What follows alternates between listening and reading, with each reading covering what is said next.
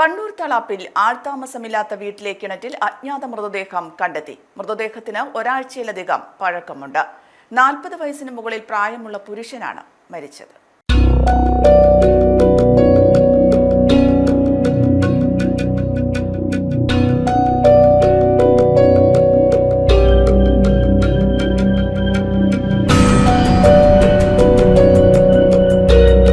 തളാപ്പ് സ്വദേശി ഭാഗ്യലക്ഷ്മിയുടെ പേരിലുള്ള വീടിന്റെ കിണറ്റിലായിരുന്നു മൃതദേഹം. 2013 മുതൽ ഈ വീട്ടിൽ ആൾതാമസമില്ല. ഭാഗ്യലക്ഷ്മിയും കുടുംബവും ചെന്നൈയിലാണ്. തൊട്ടടുത്തുള്ള വീട്ടിൽ താമസിക്കുന്ന സഹോദരനാണ് കിണറ്റിലെ മൃതദേഹം ആദ്യം കണ്ടത്.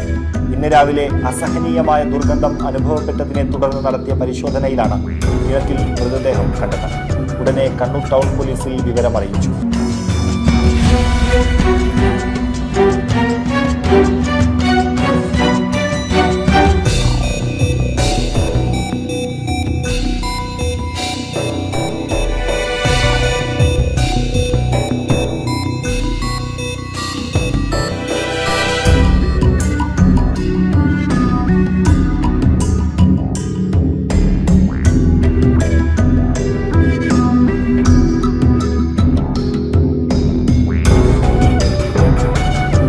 കിണറ്റിന് സമീപത്ത് നിന്ന് മരിച്ച ആളുടേതാണെന്ന് കരുതുന്ന ചെരുപ്പ് കണ്ടെത്തിയിട്ടുണ്ട്.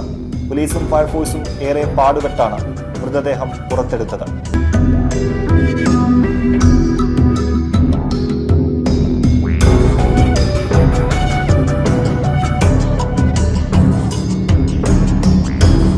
പുഴുവരിച്ച നിലയിലായിരുന്നു മൃതദേഹം. ഇൻക്വസ്റ്റ് നടപടികൾ പൂർത്തിയാക്കി മൃതദേഹം പരിയാരം മെഡിക്കൽ കോളേജ് ആശുപത്രിയിലേക്ക് മാറ്റി. കണ്ണൂർ കണ്ണൂർ.